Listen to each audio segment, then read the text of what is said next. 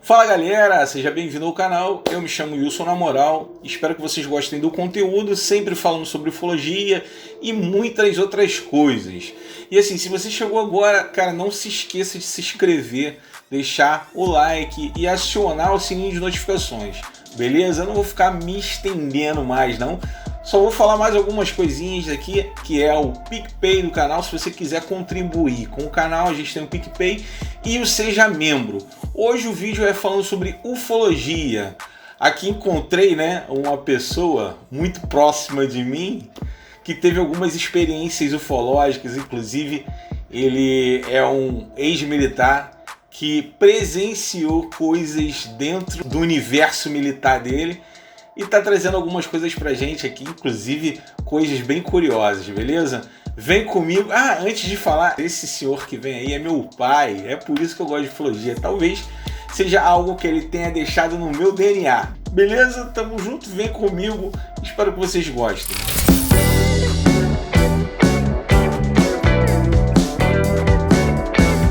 Boa tarde, meu nome é Wilson, eu estou com 83 anos já passados e eu estou aqui para colaborar com o canal que aborda esses assuntos sobre ufologia, e há muitos anos que eu sempre acompanhei esse assunto com muita cautela, porque é um assunto agora que está sendo muito divulgado, inclusive a imprensa mundial que está abordando esse tema com mais segurança, porque teve um tempo que era um assunto assim muito reservado, até proibido de estar se comentando.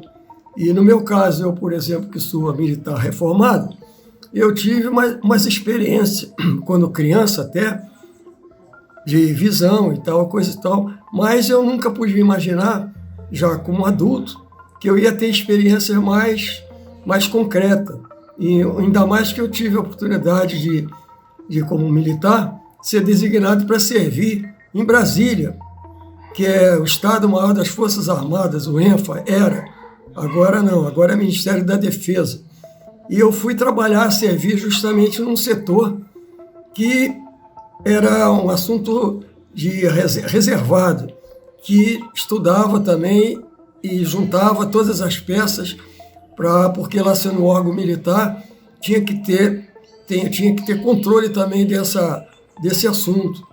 E eu tive a oportunidade, quando eu fui chegando em Brasília, na primeira oportunidade, eu fui servir numa seção que era chefiada por 3 oficiais superiores.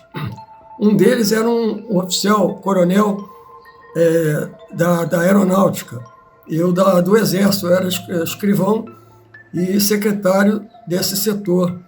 E eu tinha guardado, já com o tempo, um livro que falava sobre ufologia. É um livro em espanhol, falando sobre os OVNIs. E eu estava de serviço num domingo lá, e quando chegou de manhã, a funcionária me chamou, falou: "Seu Wilson, o coronel está querendo falar com o senhor." Eu falei: "Mas de que se trata?" "Não, é sobre um assunto mais ou menos que o senhor estava conversando conosco ali sobre esse livro do senhor." E ele passou e viu e perguntou, eu não esqueci, não me lembro agora no momento o nome dela, mas o nome do coronel é Coronel José Pinto de Oliveira. Ele era piloto, nem sei se ele é vivo ainda. Aí ele me chamou na sala dele e me dispensou daquelas as coisas, obrigatoriedade militar, de coisa. Foi: "O Wilson, o Silva, que era o meu nome de guerra, fica à vontade aí e faz algum comentário sobre por que você tem interesse nesse assunto, sobre ufologia." Aí eu comecei a conversar com ele e ele falou: "Não, porque eu sou piloto e eu sou escalado semanalmente, porque eu faço transporte aéreo de passageiros militares, independentes de militares, e uma das vezes eu fui da FAB, e uma das vezes eu fui escalado e eu tive a oportunidade de vir, quando ia chegando no Rio de Janeiro, eu tive uma sensação muito esquisita. Eu, como copiloto, que nós tivemos a sensação de estar sendo observado, e já era noite, mais de 10 horas da noite, se não me falha, se falha a memória, e ele já estava visualizando o aeroporto para descer, para aterrissar. E ele viu luzes estranhas em volta do avião dele, na época, né? E ele falou com o copiloto, o que está acontecendo aí? Ele escutou uma espécie de um zumbido e ele viu que tinha luzes estranhas, amarela, forte, mudando de cor dos dois lados, como se estivesse sendo escoltado. Mas aí isso aí passou, ele aterrissou e foi tentar colocar no relatório de voo dele, ele foi orientado para que não fizesse isso, porque isso ia trazer um problema muito sério para ele na época, porque é segurança, né? Se tratava de segurança. E passou. Aí passou um tempo e eu tive a oportunidade de conhecer também um almirante lá em Brasília também, era um submarinista, me parece, da Marinha, que ele era ligado também muito a esse assunto. Ou seja, o Estado-Maior das Forças Armadas já tinha uma comissão que eu até então não sabia, que são oficiais, cada um de uma seção, e eles faziam reuniões mensais para tratar não dessa segurança nacional, né? E já estava sendo envolvido e comentado sobre assuntos de OVNIs. Eu tive a oportunidade de ser convidado para participar de um congresso internacional de ufologia, que era envolver várias autoridades militares e civis sobre esse assunto, inclusive artistas, pintores, que foram convidados para participar também. Eu não me lembro agora, era num teatro lá em Brasília, eu não me lembro agora. E era o general Shoa, hoje já falecido, muito conhecido, e ele era o presidente dessa associação em Brasília, Associação Interplanetária lá de Brasília, não a CIRJA do Rio. E eu fui convidado e fui participar. Então, foi um assunto muito interessante, porque até então a gente não tem essa informação oficializada, era mais assim por conhecimento de leitura de livros e até de televisão, até de informação por rádio, televisão, mas não tinha nada de concreto. E com isso eu comecei a me envolver mais ainda com esse assunto. Depois terminou meu tempo em Brasília, mas antes disso, o porquê dessa entrevista minha também agora, para passar para vocês, é que muita gente vai perguntar, e qual é a tua experiência nisso? Quer dizer, eu teria que dar alguma coisa, informação mais concreta. E o que aconteceu? Eu tive a oportunidade de servir numa unidade do Exército também, que já foi desativada. É o Estabelecimento Central de Material de Motomecanização que tinha em Brasília. Em Brasília não, perdão, lá em Deodoro. Já foi desativada. E lá tinham vários galpões que abrigavam viaturas militares que eram recolhidas pela todas as unidades do Rio de Janeiro para leilão. E as novas viaturas também que chegavam para ser distribuídas para diversos pontos do Brasil. Aí saíam os comboios, tudo para distribuir esse material. E em um determinado dia, uma noite, aliás, eu estava de serviço num sábado, domingo. Precisamente eu não sei bem o dia, mas o ano me parece que era 1973, por aí assim. Inclusive teve vários relatos sobre esse assunto nesse dia. O que acontece? Eram 9 horas da noite e eu tinha um Fusca e eu já tinha colocado o nosso grupo, pessoal de serviço em forma, de acordo com o oficial de dia, para dar as orientações de rotina do serviço noturno e alertando para todo o pessoal que às 10 horas se faria silêncio e todo mundo tinha que se recolher a seus alojamentos e tal. O oficial de dia também, na época, Tenente Araújo, nunca esqueço dele, oficial gordão e tal, bem assim, à vontade. E ele foi para o alojamento dele, para o quarto dele, e eu fiquei, que eu estava na ronda, porque eu escolhi, o serviço era noturno, era era dividido em quartos de hora para ronda. Então, cada quarto de hora, o responsável tinha que rondar o quartel todo. E o quartel tinha os pontos de segurança e as guaritas. Cada guarita, são 4 guaritas, cada extremidade um ponto, que era a guarita, um soldado armado, um mosquetão, na época, um mosquetão, e o rondante que tinha que fazer essa ronda para ver como é que estava o serviço. Era uma noite até bonita, se eu não me engano, tinha bastante estrela também. E o que acontece? Eu peguei o primeiro quarto de hora, de 10 à meia-noite. E nesse meio tempo, eu estava perto do alojamento dos graduados, dos sargentos, perto onde eu tinha meu armário e tudo. E eu tinha o carro, então eu fui lá, peguei meu Fusca e botei em frente esse alojamento. E eu quis fazer na época a gente gostava de tratar do carro, de fazer algumas coisinhas diferentes. Então eu estava pintando uma faixa branca nas rodas do Fusca. É uma faixa em volta do pneu. E eu estava ali agachado, fardado, armado, e controlando o serviço, né, a ronda e tudo. E eu já tinha alertado o pessoal, qualquer coisa vocês podem entrar em contato pelo rádio, porque a gente mantinha um rádio de comunicação. E eu estava ali pintando aquela descontraído, o rádiozinho do carro ligado. E mais tarde, eu acho que já tinha tocado o silêncio, acho que, se eu não me engano, umas 11 horas, 11h30, eu escutei um barulho lá no fundo desses depósitos, que os depósitos ficavam, e no meio tinha um corredor muito grande. Se eu não me engano, eram umas seis depósitos, eram grandes. E no final desse corredor tinha um muro mais ou menos de uns 2 metros, mais ou menos, que circundava todo o quartel.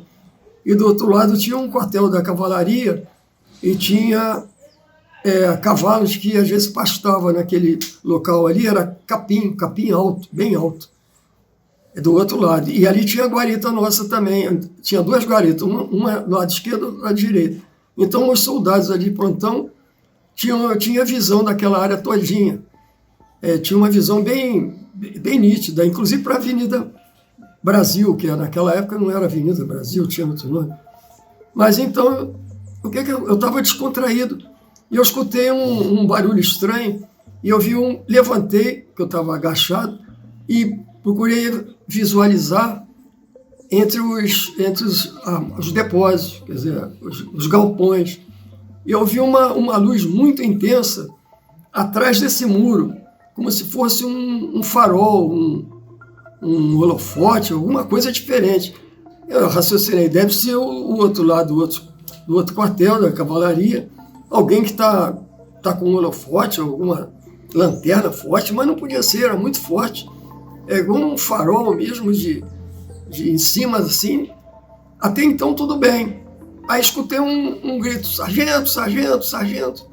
E eu me assustei. Quando eu olho, eu vejo um soldado que estava nesse plantão, nesse local, nessa hora. O que aconteceu? Ele abandonou o posto, apavorado, que ele também viu uma luz intensa. Isso foi narrativa dele depois. Ele viu uma luz intensa e ficou apavorado. Ele, inclusive, confessou que ele chegou até a cochilar. Mas ele ficou preocupado, que ele estava com a arma dele, e a ordem é não dormir no posto, e qualquer coisa que tiver, entrar em contato com o Honda, que seria, no caso, seria eu. E ele veio correndo com o uniforme dele todo desabotoado e apavorado, aí dizendo que tinha abandonado o posto. Ele quase não falava. Ele tinha abandonado o posto porque teve uma sensação muito estranha, de um calor muito forte, que tomou conta da cabine, do local que ele estava,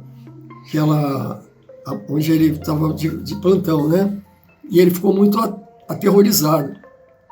E essa cabine, esse lugar dele, era acima do muro. Então ele tinha visão disso tudo aí. Então, a princípio eu falei, esse garoto não pode estar mentindo, isso é uma coisa muito estranha.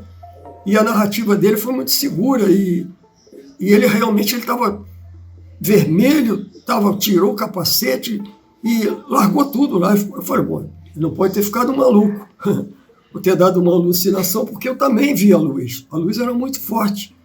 E depois também a narrativa do outro, segurança também do outro soldado, é que também viu uma luz muito forte.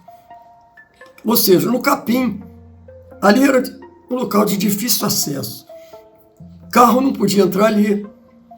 E mesmo pessoas ali, não tinha nenhum atrativo para alguém ficar ali, nada, não tinha nada. Cavalos, também tinha da cavalaria, eles colocavam os cavalos para comer o capim, pastar, mais no outro lado, e não ali. Então aquilo ali ficou uma coisa muito estranha. E ele veio correndo na minha direção, eu falei, calma, calma, calma. E por incrível que pareça, eu até, agora não me lembro mais, eu lembrava até do nome dele, soldado, tal, não sei o que, o nome, tudo eu lembrava. Eu achei que ele estava abandonando o posto, isso é uma coisa grave. Quer dizer, eu teria forçosamente que relatar no livro de ocorrência. Nessas alturas, o tenente Araújo escutou o barulho, no momento foi até uma cena até assim, humorística. Por quê? Ele era gordo. Eu me lembro quando ele abriu a porta do quarto dele, do alojamento dele. Que bagunça é essa aí, gente? Ele se ajeitando todinho, colocando o cinto da guarnição, botando a arma na cintura. Aí ele viu o soldado correndo e tal. Eu falei, tenente, aconteceu alguma coisa aí estranha. Aí ele falou, Silva, vai relatando o que está acontecendo, porque eu vou prender o soldado aí. Falei, tenente, eu aconselharia o senhor não prender ele agora, não. Ouve o que ele tem para falar, porque é alguma coisa muito grave. Porque eu estou envolvido e, de certa forma, estou envolvido também. Porque eu vi essa luz intensa, muito forte. Ele até ironizou, falou, isso é uma brincadeira, alguém está de lanterna lá e tal. Mas não era, alguma coisa estranha. E outra coisa que ele relatou, o soldado, é que ele ouviu um zumbido também, e como se fosse um abelheiro. O que acontece? O tenente aí ficou preocupado com esse detalhe, e tudo que acontece no serviço da gente, o do militar, no caso, a gente tem que botar no livro de ocorrência. O que eu falei, tenente, eu vou registrar esse fato. Ele falou, não registra isso, porque isso vai ser problemático, vai ser problema para a gente. Amanhã a gente começa com o comandante e vamos ver, ou seja, me proibiram de dar continuidade a esse assunto. E no dia seguinte, o que aconteceu? Várias pessoas daquele local, ali de Deodoro, eles saiu até no jornal, na época o Dia, e outros jornais também, de objetos estranhos que estavam circulando na Vila Militar, chegaram até a brincar e dizer que o Exército estava lá fazendo teste de uma arma, hoje seria os drones, hoje seria drone, mas naquela época eu nem sonhava ter drone, entendeu? Então, isso é um fato muito, muito marcante, que eu tive que guardar isso em segredo também por muito tempo. Só fiz comentários assim com amigos mais de perto, que estudavam esse assunto, com meu filho também, na época que eu gostava, meus filhos. E então isso aí ficou marcado. Agora, isso aí tudo, houve um relatório, inclusive quando eu estive em Brasília, voltando um pouco, que eu tive a oportunidade de ter acesso àquele caso que foi comentado até, no caso de Hermínio e Bianca, o casal que foi abduzido em Minas, me parece, e foi até relatado no programa do Flávio Cavalcante. E eu tive acesso a esse documentário, esse histórico, um relatório secreto, confidencial, reservado e confidencial. E eu li tudo, entendeu? Depois até foi o almirante que veio conversar comigo, falou, ô Silva, a partir de agora você faz parte da nossa sessão aqui, isso é um assunto que está em evidência, mas não tem nada ainda de concreto. Hoje sim, hoje já seria outra coisa. Isso ficou marcado na minha vida, na vida de militar, foi muito comentado e criticado na época quando eu fazia determinados comentários, servia até de chacota, mas isso é uma coisa que eu queria deixar registrada aí para vocês, que hoje a gente já pode falar com segurança sobre isso, porque tem mais assuntos aí pela frente que vão aparecer, que vocês vão chegar a essa conclusão também. Por isso que eu quero agradecer e isso que seja de apoio, tá bom? E de colaboração para vocês que gostam de ufologia. Obrigado, um abraço. Então, galera, se até agora você não deixou o like, deixa o like e compartilha, né? Porque eu trouxe aqui minha família para poder dar o depoimento sobre ufologia. E assim, eu vivi isso de perto, eu era criança. E tem outras coisas mais aí que tem aí. Talvez eu traga mais gente para falar sobre esse universo da ufologia, esse universo que tanto vocês gostam, beleza? Fui!